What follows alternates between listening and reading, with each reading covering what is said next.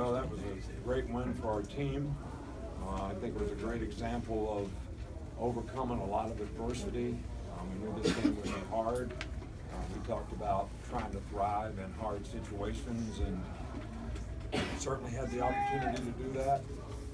And at the end of the game, excuse me, made a couple great jobs on offense, especially the last drive. Got a couple critical stops on defense when we needed to. So you can't be more proud of the players for the way they competed in the game. So this is a great team win for us. It's a great win for us. I can't tell you how excited and happy I am for the players. They were very excited and happy in the game. Sometimes you win a game like this and it does a lot for everybody sort of coming together.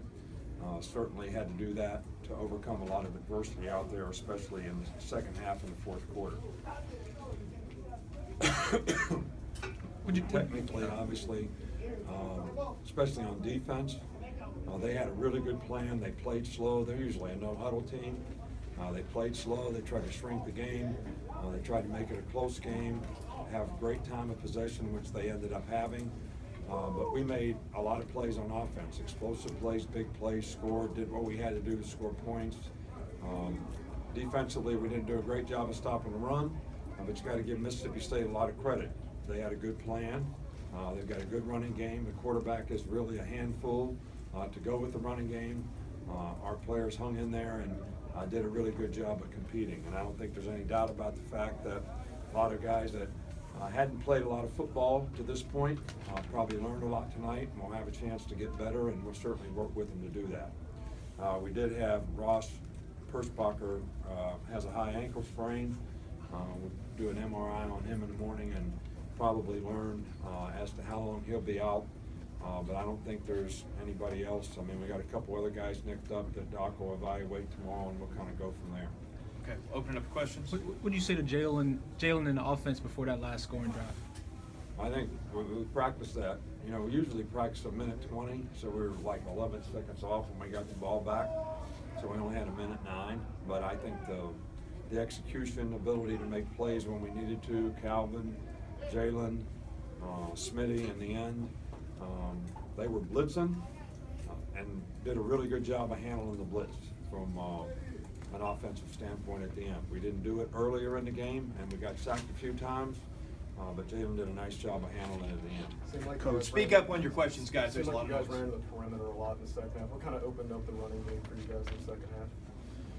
Well, we talked about at halftime, you know, getting back to running some catch sweeps, and even when we weren't running them, to use them as, you know, sort of eye candy for the defense, and try to run the ball on the perimeter a little bit more.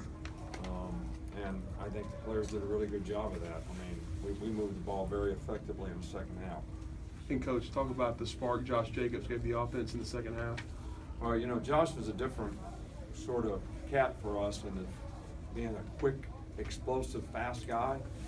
He's been not healthy all the time, but I think as a change of pace guy to go in there and do what he did tonight was probably the whole spark for the whole team, because just his competitive disposition about how he ran the ball, second effort, I think affected everyone out there, and that was probably a good thing. But he was very, very productive and very effective for us. You guys have the longest scoring drive, touchdown drive this high of the game. How important was that for the defense to get a rest on the sideline? Because they've been moving pretty quickly. Well, the defense needs to get their own rest sometimes. You know, they were 8 for 15 on third down, so we didn't do a very good job of getting off the field on third down. Myriad of mistakes, guys losing contain, guys not blitzing when they're supposed to blitz, not doing a good job of covering at times. So lots of things to correct, but we didn't do a good job on third down, and that's why we're on the field so long. So, but I do think, and I did think Brian did a really good job, that when we needed to keep the ball and give the defense some time, we did a really good job of that, and I think that was helpful in the end of the game. Nick, you talked about this game bringing the team together. What is it about close games that can do that for a team other than a game with a large margin of victory? Well, I think sometimes that you need hard. You know, if we're going to beat really good teams, if we're going to be able to compete, we got to learn how to compete in close games, where every play counts, where you got to play every play for 60 minutes in the game. Every third down is important. Lots of opportunities in critical situations in the game for players to make plays. And we don't always have that when we win 49-0. So it's important that you do that. And we still have big games coming up, really big games. And hopefully we can get our players better, because I do think we need to improve if we're going to be able to finish like we want to. How hard is it to find a quarterback with the poise he's doing? I can't hear you. I mean, how hard is it to find a quarterback with the kind of poise that Jalen Hurts has? I don't think you find one, because I don't think you know when you get a guy if he has that or he doesn't. But Jalen certainly does. He doesn't get affected by a whole lot in the game. I've only seen him in 2 games last year when he was a little bit. But most of the time, the bigger the situation, the better he is. So he did a really good job tonight. And I think the players really believe in his leadership, and I think that's really critical in tough situations at the end of the game like we had tonight. Questions? The injuries you guys have had, depth was talked about a lot. Today's landscape, it seems like there's a lot of transfers. A lot of kids are quick to maybe move on. How hard is it for you, with your coaches and yourself, to maintain that depth, and especially this late in the season, I think depth is so important. So how difficult is it to maintain that depth with roster management? Well, we probably had more guys injured and missed. We've had more games missed by starters this year than any time we've ever been, that I've ever been coaching, not just at Alabama. So it's difficult. Does it have an effect? I think it does have an effect. And it has a trickle-down effect, but other players are getting opportunities now, and the thing we have to focus on is what do we have to do to help them execute and do and be able to get better. The thing they don't have, they have the ability, they don't have the knowledge and experience. So we have to help them gain that. And then they have to be able to gain the confidence when they get the opportunity to go in the game that they can execute and they can do it. We tried to play a couple young guys today. Sometimes they did right, sometimes not so well. So it's just a work in progress. But we have had guys transfer too.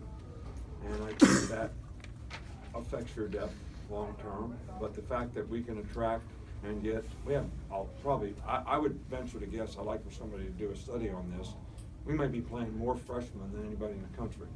And the number one thing we fight in recruiting is you can't play. You won't play. Everybody tells them you're going to play when you're a freshman. Well, we play more freshmen than anybody. So our team turns over faster with guys going off for the draft. So we make decisions and play young guys and develop confidence that they can play, and they develop confidence that they can play, and they do a good job. The defense didn't get a 3-and-out until that, there with 2 minutes to go. How critical was that moment, getting off the field? Well, I think the game was on the line, and we went for it on 4th down. That ultimately tied the game up. We could have kicked the field goal there.